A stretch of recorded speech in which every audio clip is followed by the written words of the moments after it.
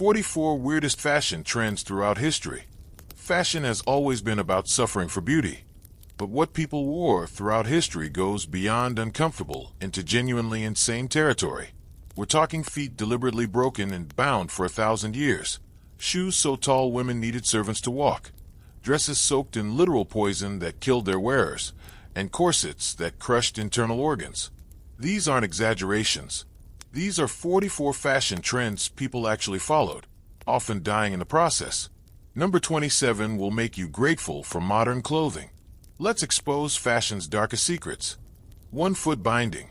For over 1,000 years in China, young girls had their feet deliberately broken and bound to create tiny lotus feet, measuring just 3 to 4 inches long. The process started between ages 4 to 9, breaking the arch and folding toes under the foot, then wrapping them tightly for years. Bones would break, re-break, and heal in deformed positions. The pain was excruciating and lifelong. Women with bound feet couldn't walk properly and needed support. This wasn't rare. Millions of Chinese women endured this torture because tiny feet were considered the ultimate beauty standard and marriage requirement. The practice wasn't fully banned until 1912, and some elderly women with bound feet lived into the 1990s.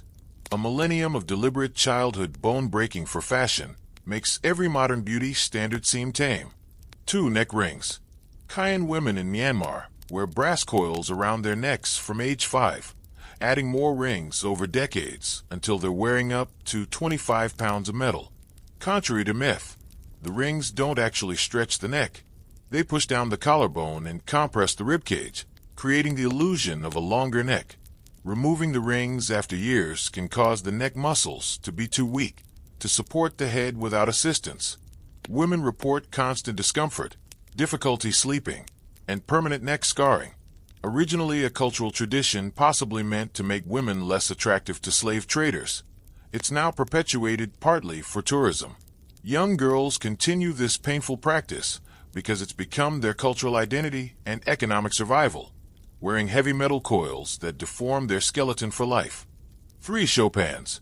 Renaissance Venice popularized Chopins, platform shoes that reached absurd heights of 20 to 30 inches tall. These weren't shoes. They were literal stilts.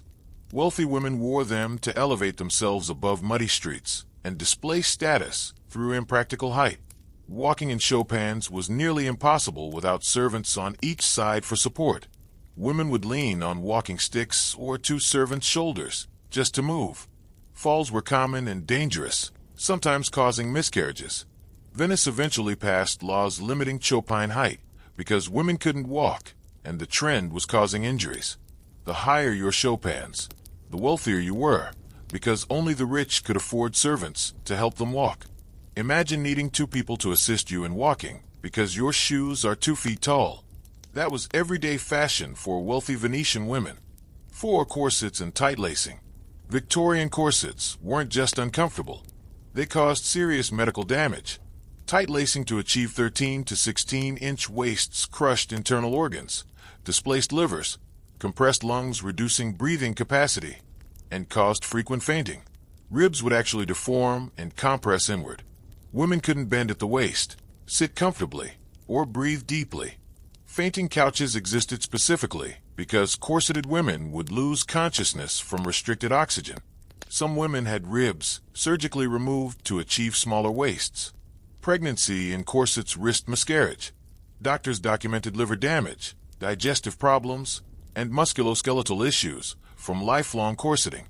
The wasp waist ideal literally reshaped women's skeletons and crushed their organs, but it was mandatory fashion for centuries. Any woman not wearing a corset was considered indecent and improper, so they had no choice but to damage their bodies daily. 5 Arsenic dresses. Victorian green dresses were dyed with copper arsenite, a toxic compound containing arsenic. These gorgeous emerald gowns were literally poisonous. Women wearing them developed arsenic poisoning symptoms, skin lesions, hair loss, vomiting, and in severe cases, death. The dye would transfer to skin through sweat, absorbed directly into the bloodstream. Factory workers making the dresses died from arsenic exposure. The dye would also release toxic dust particles that others would inhale at balls and parties. Despite doctors warning about the dangers, fashion-conscious women continued wearing poison dresses because the color was fashionable and wealthy women didn't want to abandon their expensive wardrobes. Some estimated that thousands died from arsenical clothing before the practice ended. Beauty was literally lethal, and women chose fashion over survival. 6. Lead makeup. For centuries across Europe and Asia, people whitened their faces with lead-based makeup.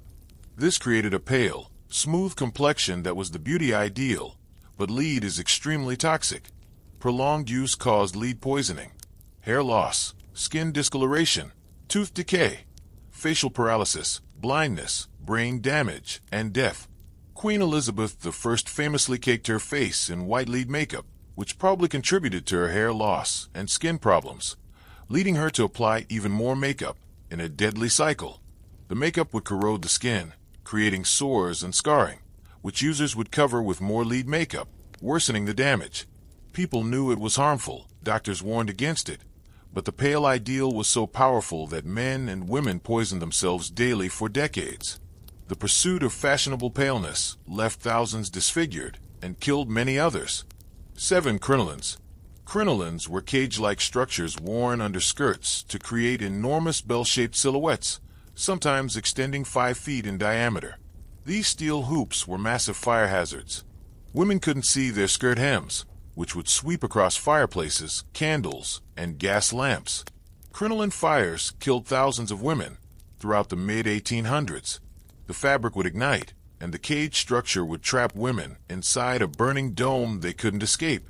Documented cases include women burning to death while their families watched helplessly, unable to remove the crinoline structure in time. Despite widespread reports of crinoline fire deaths in newspapers, fashion magazines continued promoting larger crinolines. Women also got caught in carriage wheels, blown over by wind, and crushed in crowds because they couldn't control their massive skirts. Fashion quite literally created death traps that women wore daily. 8. Hobble skirts. Edwardian hobble skirts were so narrow at the ankles that women could barely walk, taking tiny shuffling steps. The name hobble came from how it made women walk like hobbled horses. Women fell frequently because they couldn't take normal strides or react to obstacles. Some versions had internal straps connecting the knees, physically limiting leg movement. Stairs became dangerous, and women couldn't run or even walk quickly. It was deliberately restrictive fashion that immobilized women under the guise of elegance. Some women had to be carried or needed assistance climbing into carriages. The trend was so impractical that it sparked public safety debates, and some cities considered banning them. Yet fashion-conscious women hobbled themselves for years, choosing trendiness over mobility, independence, and safety. 9. Powdered wigs with lice. 18th century European aristocrats wore enormous powdered wigs that often housed lice, fleas, and other insects. These wigs weren't washed regularly because the powder and pomade application process was time-consuming and expensive. The wigs would become infested with vermin that people simply accepted as part of wig ownership. Some people used special ivory or bone scratchers designed to reach through the wig to scratch their itchy, lice-infested scalps. The powder used was often made from starch or flour, which would rot and smell terrible in humid weather. Some wealthy people had dedicated wig rooms where they'd hang their infested wigs overnight. The wigs were also massive fire hazards near candles. But removing your wig in polite society was unthinkable, so aristocrats scratched their lice-filled heads with special tools at dinner parties while pretending everything was normal. 10. Codpieces. Renaissance men wore codpieces, decorative pouches covering their genitals that became increasingly exaggerated and ornamental. What started as functional protection for private parts evolved into prominently displayed status symbols. Men would stuff their codpieces to appear more endowed, decorating them with ribbons, jewels, and embroidery. King Henry VIII armor featured a prominent codpiece. These weren't subtle. They were designed to draw attention to men's genitalia as a display of masculinity and virility. Some codpieces had pockets where men stored valuables, literally keeping coins and keys in their genital pouches. The fashion eventually became so excessive that morality laws tried limiting codpiece size. It's one of history's most bizarre examples of sexualized fashion becoming mainstream formal wear. Imagine modern men wearing bejeweled genital armor to business meetings. That was standard Renaissance fashion.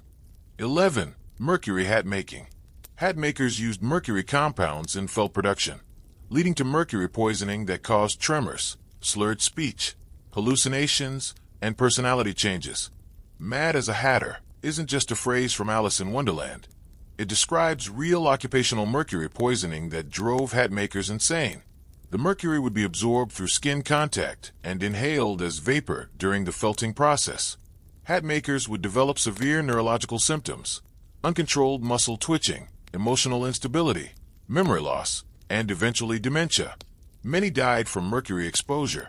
Despite knowing mercury was causing the madness, the hat industry continued using it for decades because it produced superior felt. Workers sacrificed their sanity and lives for fashionable hats, and consumers wore hats made through a process that was literally driving workers insane.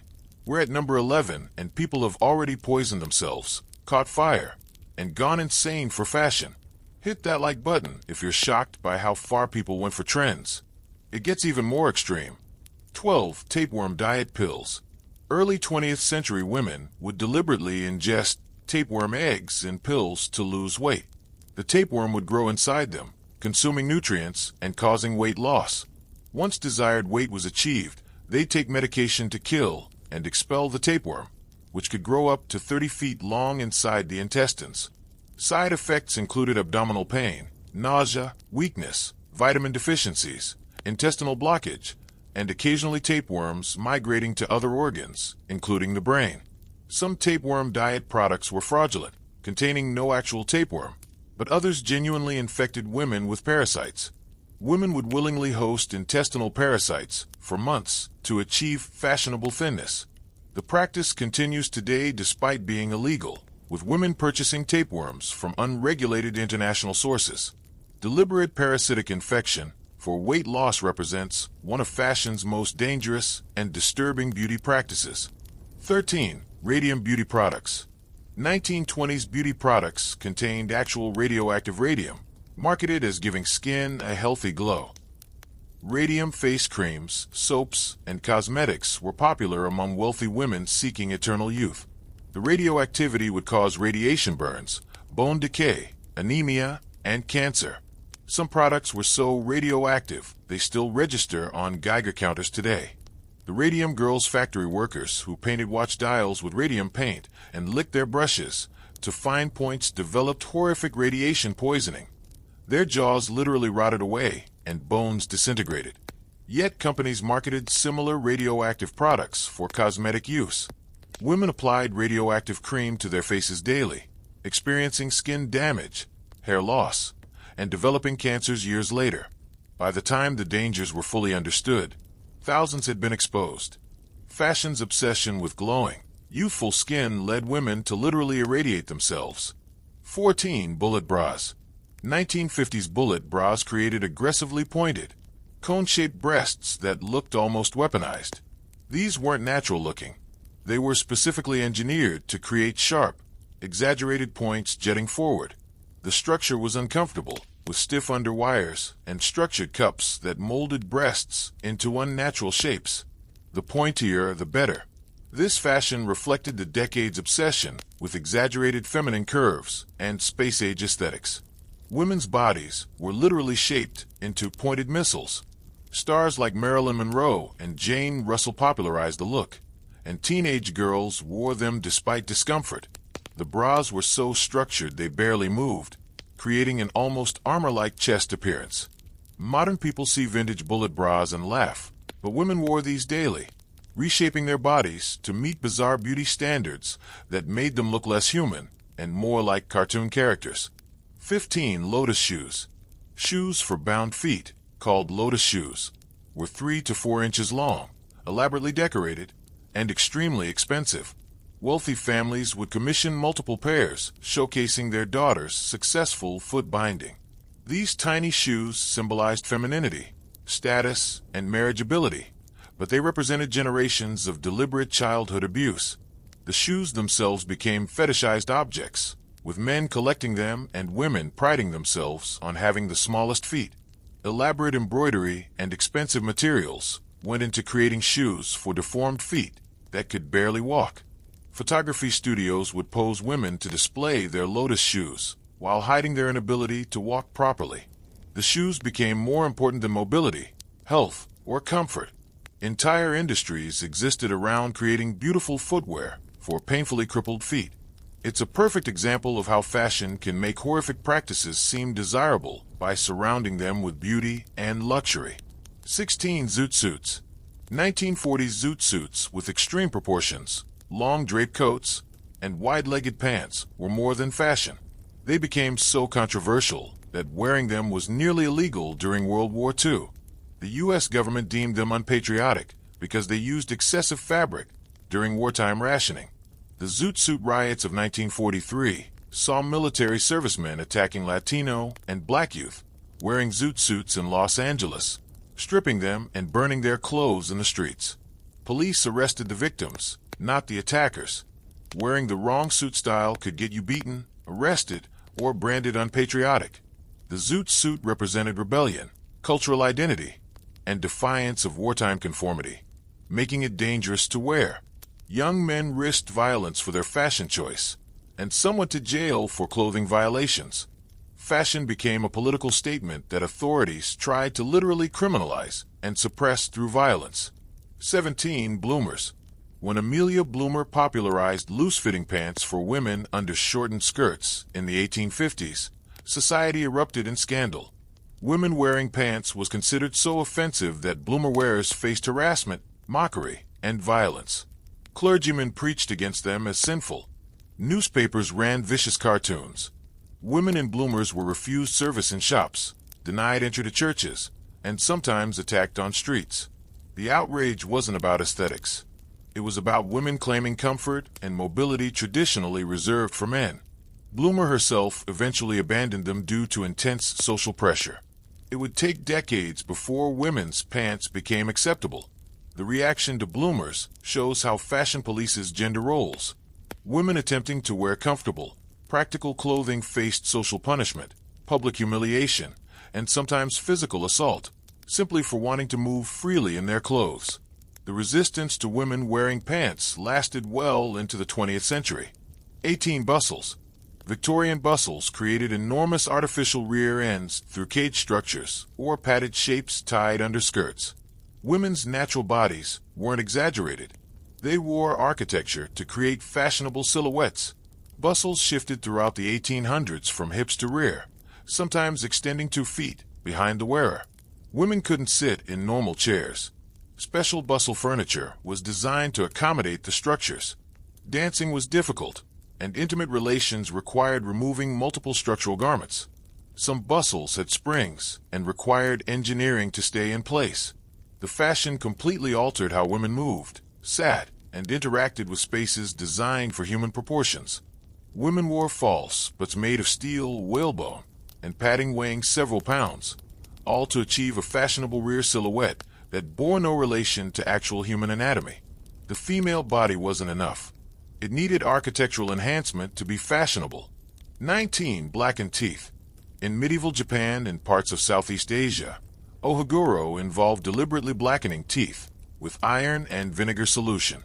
This was considered beautiful, aristocratic, and a sign of married status. The process stained teeth permanently black and required regular reapplication. The mixture tasted terrible and the smell was foul, but fashionable women maintained black teeth from marriage until death. Ironically, the iron acetate solution may have had some cavity-preventing properties, though that wasn't the intention. The aesthetic deliberately made teeth look rotten to Western eyes, but within that cultural context, white teeth were considered ugly and animalistic. Westerners encountering this practice were horrified, unable to understand how blackened teeth could be beautiful. It's a perfect example of how beauty standards are entirely cultural, and what seems bizarre to outsiders is perfectly normal within context. 20. Macaroni fashion. 18th century European men called macaronis wore extremely effeminate, exaggerated fashion, massive powdered wigs, heavy makeup, high heels, and pastel colors. This was intentionally dandyish and gender boundary pushing. The term Yankee Doodle stuck a feather in his cap and called it macaroni refers to Americans attempting this extreme European fashion trend badly. Macaronis were mocked and celebrated simultaneously, representing elite fashion excess that common people found ridiculous, but aristocrats found sophisticated. They wore heels higher than most modern women's shoes, applied more makeup than actresses, and primped for hours, achieving fashionable appearances. The trend pushed masculinity to feminine extremes intentionally, making a statement about wealth and sophistication through impractical, aestheticized presentation. Modern people assume Victorian men dressed conservatively, but macaroni fashion was more flamboyant than many modern celebrities. 21. Bandaging breasts. 1920s flapper fashion idealized flat, boyish figures, leading women to tightly bandage their breasts to appear less curvaceous. This practice compressed breast tissue, caused pain, restricted breathing, and could damage breast tissue and lymph nodes. Some women wore such tight bandages they'd bruise or develop circulation problems. The fashion rejected curves entirely, promoting prepubescent body shapes as the ideal. Young women with naturally larger breasts suffered, trying to fit the flat-chested ideal. Some resorted to extreme dieting or considered surgery. The practice caused real medical harm, but was socially enforced as necessary for fashionable dressing. It's the opposite of modern push-up culture, but equally harmful, showing how fashion dictates acceptable female body shapes regardless of natural variation or health consequences. Women damage their bodies trying to appear less developed, opposite of corsets emphasizing curves. 22. Tooth filing. Various cultures filed teeth into points, with gaps, or removed teeth entirely for beauty. Mayan nobles filed teeth into decorative shapes and inlaid them with jade and turquoise. Indonesian cultures filed front teeth flat or removed them. Japanese aristocrats blackened and sometimes filed teeth. These weren't accidents. They were deliberate, permanent body modifications that caused pain, infection risk, dental problems, and eating difficulties. Once filed, teeth couldn't be restored. Some cultures believed pointed teeth looked aggressive and beautiful. Others believed filed teeth distinguished humans from animals. The pain of filing teeth without anesthesia was intense, and infections could be fatal. Yet people worldwide permanently altered their teeth for fashion and cultural identity. It shows how far humans will go to conform to beauty standards, even permanently damaging essential body parts. Halfway through at number 22. From poisoned dresses to deliberately broken teeth, people have endured incredible pain for fashion. Drop a comment with the most shocking one so far. Let's continue through the rest of history's fashion nightmares. 23. Penis sheaths. Indigenous cultures in New Guinea, Amazon, and Africa wore decorative penis sheaths, kotika, penis gourd, as standard male clothing, sometimes the only clothing worn. These weren't hidden undergarments, but prominent, often extremely long or ornately decorated, drawing explicit attention to male genitalia. Some were 3 feet long, pointing upward, requiring securing to body or belts. Different tribes had different styles, lengths, and decorations indicating status, age, or marriage status. When colonial authorities tried banning them and forcing men into Western pants, it sparked resistance because the sheaths were cultural identity. Men felt naked and shamed wearing pants. What colonizers saw as indecent exposure was actually formal dress. It demonstrates how genitalia covering, or not, is entirely cultural, and what seems shocking depends entirely on context. Some cultures celebrated and decorated genitals, while others considered showing ankles scandalous. 24. Cranial deformation.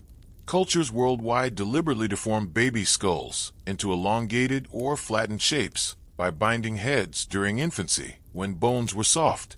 Mayans, ancient Egyptians, Mangbeta people, and Pacific Islanders practiced this.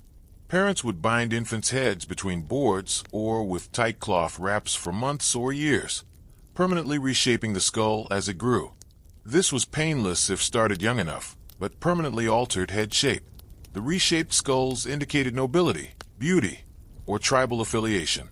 Some cultures believed elongated heads were divine or brought intelligence. Children grew into adults with dramatically altered head shapes, that declared their status. Modern people seeing ancient skulls sometimes think they're from aliens, but they're humans whose parents permanently reshaped their heads for fashion and status. It shows the extreme body modification humans will perform on infants for cultural reasons. 25 lip plates.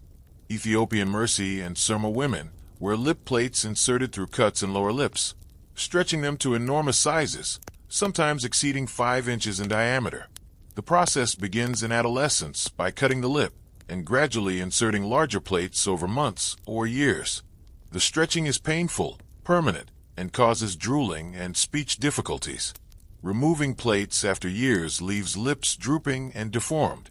Originally possibly meant to make women less attractive to slave traders, it's become cultural identity and pride. Women with larger plates are considered more beautiful and command higher bride prices.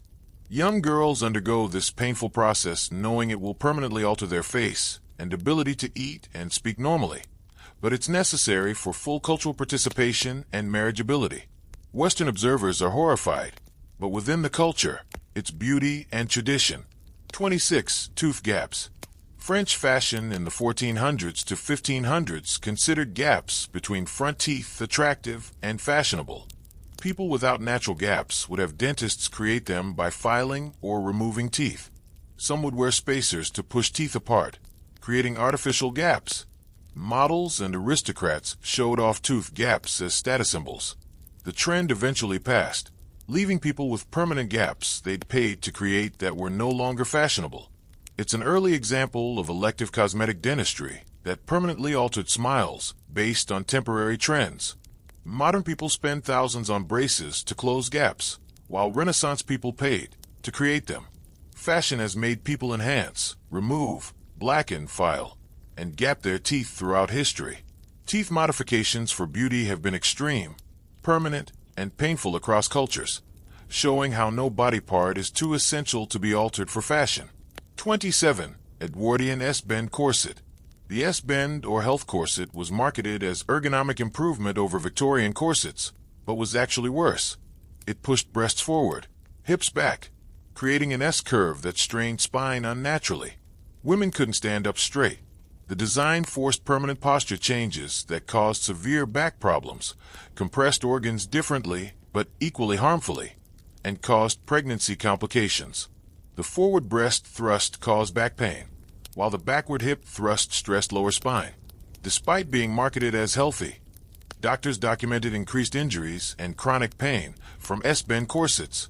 Women adopted them because the silhouette was fashionable, suffering new spinal problems while believing they were wearing an improvement.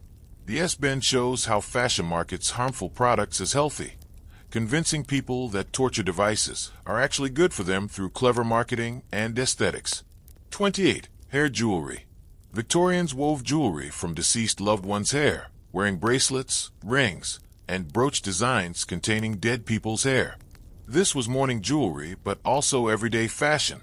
Women would exchange hair as friendship tokens. Some jewelry contained hair from multiple dead family members woven together. What seems macabre today was sentimental and normal then. Specialized craftspeople existed solely to weave hair into wearable art. Families would preserve hair from each deceased member, creating multi-generational collections. The hair wouldn't decay, serving as permanent remembrance. Some pieces were elaborately designed, with complex braiding and metalwork. Wearing dead people's body parts as accessories was completely normalized, acceptable fashion. It demonstrates how cultural context determines what's considered beautiful versus disturbing. To Victorians, hair jewelry was touching tribute. To modern people, it's creepy. But the emotions behind both reactions are identical: remembrance and love. 29 mustache cups. Victorian men with large fashionable mustaches faced practical problems. Hot beverages would soak mustaches, dripping everywhere. The solution? Specialized mustache cups with a ledge that held mustaches above liquid while drinking. These became common household items, with different designs for various mustache styles. Men needed dedicated drinkware to accommodate their facial hair fashion. Some cups had elaborate ledges for particularly extravagant mustaches. The fact that special dishware existed to prevent mustache beverage damage shows how seriously men took facial hair fashion. Imagine needing specialized cups because your fashion choice interferes with drinking. Modern beards rarely require custom dishware, but Victorian mustache culture was so extreme that product industries emerged solving mustache-related problems. It's simultaneously silly and shows the dedication men had to maintaining elaborate facial hair despite practical inconveniences. 30 farthingales. Spanish farthingales were hooped skirt structures creating wide, flat-top drum shapes that extended several feet from the waist. Women wearing them couldn't pass through normal doorways without turning sideways. They couldn't sit in regular chairs. The structures were made from whalebone, wood, or steel, creating rigid barriers around women's lower bodies. Intimate relations required removing substantial structural undergarments. The fashion literally created physical barriers around women, isolating them within cages of fabric and structure. Court fashion required increasingly massive farthingales to display wealth and fabric, with some reaching such proportions that women needed assistance moving through architectural spaces designed before the trend. The fashion transformed women into geometric shapes rather than human forms, prioritizing silhouette over function so extremely that basic activities became complicated engineering challenges. 31 pattens. Before paved streets, people wore pattens, wooden or metal platforms that attached to shoes' bottoms, elevating feet above mud and sewage. These were functional fashion, protecting expensive shoes while making walking difficult and noisy. Some pattens had stilts raising wearers several inches, requiring careful walking to avoid falls. The clopping sound of pattens on cobblestones was common urban noise. Poor quality pattens could trap feet in mud or break, stranding wearers. Despite difficulty, pattens were necessary fashion for anyone not wanting to ruin shoes in filthy streets full of human and animal waste. They represent practical fashion solving genuine problems, but creating new inconveniences. Modern people see historical patterns and think they're bizarre, but they solved real sanitation problems in pre-sewage cities. Fashion has always balanced aesthetics against function, sometimes prioritizing protection over grace or ease. 32 fontange. The fontange headdress popular in late 1600s France stacked wired lace and fabric into tall, elaborate constructions on women's heads, sometimes exceeding 2 feet high. These top-heavy structures caused neck strain, headaches, and required extensive pinning to stay upright. Women couldn't fit through doorways without ducking or removing headdresses. The structures would collapse or tilt, requiring constant adjustment. Despite being uncomfortable and impractical, they were mandatory high fashion at French court. Women competed to create taller, more elaborate fontanges, turning heads into architectural projects. The weight caused neck problems, and the height made simple activities like entering rooms or sitting in carriages complicated. Louis XIV eventually banned extremely tall fontanges because they'd become ridiculously impractical, but fashion-conscious women had worn them for decades despite obvious problems. Court fashion created competitive escalation where practicality disappeared entirely. 33. Blackface beauty patches. 18th century European aristocrats wore black silk or velvet beauty patches, small fabric shapes glued to faces supposedly covering smallpox scars, but actually fashion statements. These came in shapes: stars, moons, hearts, even coaches and ships. Placement had meanings. Near mouth meant flirtation, on forehead meant elegance. People would apply multiple patches as fashion accessories. The patches themselves weren't harmful, but the glue caused skin irritation, and the practice spread disease when people shared adhesive patches. Some patches contained lead.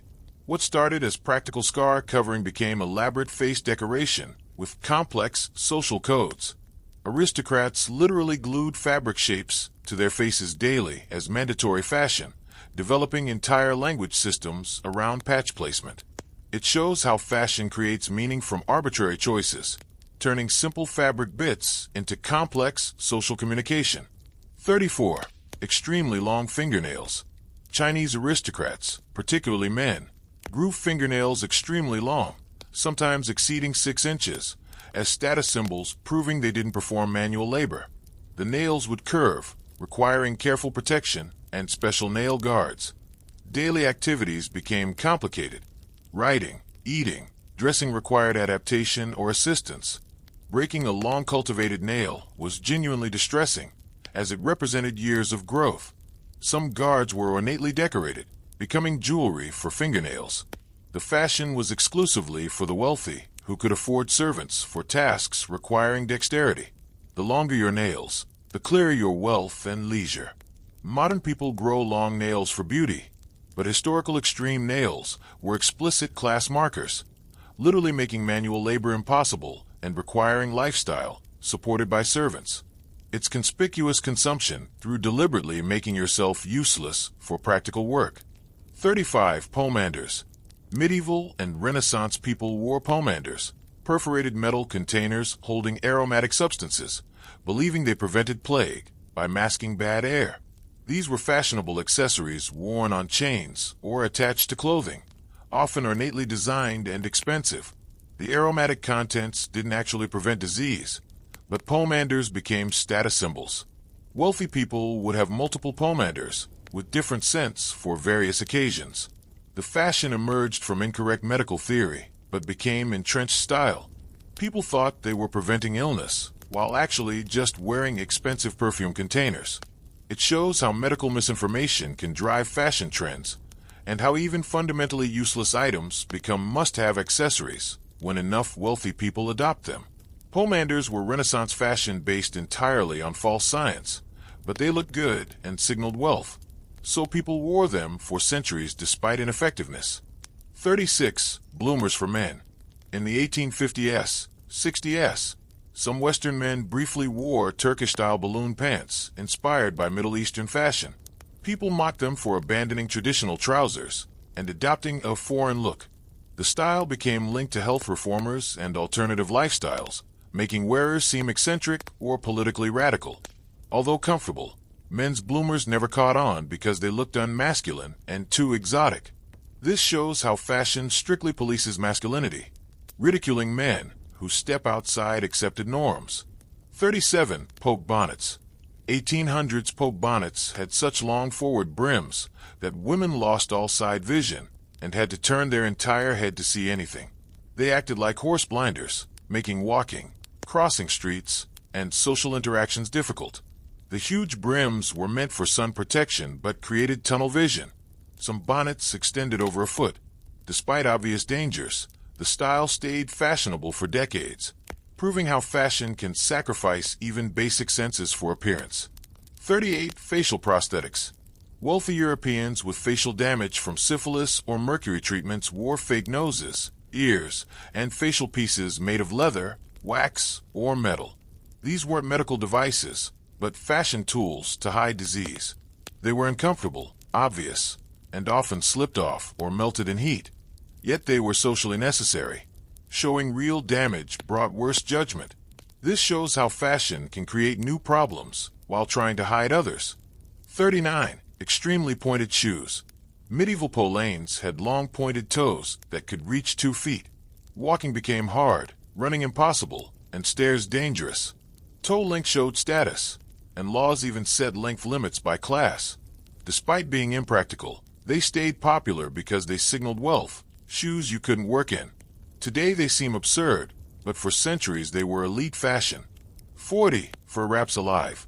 In the early 1900s, some wealthy women carried live animals, small dogs, exotic birds, monkeys, as fashion accessories, sometimes in decorated harnesses or cages. The animals often died from stress or neglect. It was the height of luxury, displaying living creatures like jewelry. Critics existed even then, but fashion magazines still promoted the trend. It shows how extreme wealth can turn living beings into disposable objects. 41. Panniers. 18th century panniers widened skirts up to 6 feet, forcing women to enter doors sideways and use special furniture. 2 women couldn't walk next to each other without colliding. Court fashion demanded ever wider panniers as status symbols, and some women needed servants to help them move around. Fashion essentially turned normal activities into architectural challenges. 42. Giraffe necks. Women of the caring groups in Thailand and Myanmar wear brass neck coils from childhood, adding rings throughout life, sometimes totaling 25 pounds. The weight compresses the collarbone and ribs, creating the long neck illusion. After years, removing the coils can leave neck muscles too weak to support the head. The practice now continues partly for tourism income. It shows how beauty traditions can physically trap people through permanent body modification. 43. Teeth blackening for children. In Vietnam and Japan, children as young as 10 had their teeth blackened with lacquer, a painful, bitter process repeated regularly. Black teeth symbolized beauty and civilization. The acidic mixtures damaged enamel, yet prevented cavities, though no one understood why. Unblackened teeth meant social rejection and difficulty marrying. The practice only faded when Western influence labeled it uncivilized. It shows how painful beauty rituals for children can become normalized. 44. Hair shirts. Hair shirts were coarse animal hair undergarments worn for religious penance. They were intentionally irritating, causing constant itching and wounds, and some people wore them their entire lives. Even wealthy individuals sometimes wore them under luxurious clothes. This was fashion as suffering, where hidden discomfort symbolized devotion. Outro. Throughout history, people have damaged their bodies for beauty and status, and many still do today with restrictive or painful clothing. Every generation mocks past trends while blindly following its own harmful ones. So, what are we wearing now that future people will find shocking? Comment your most surprising fashion trend, and subscribe to the Bizarrex for more strange history. Fashion has always involved suffering. The question is how much we're willing to accept before calling it absurd.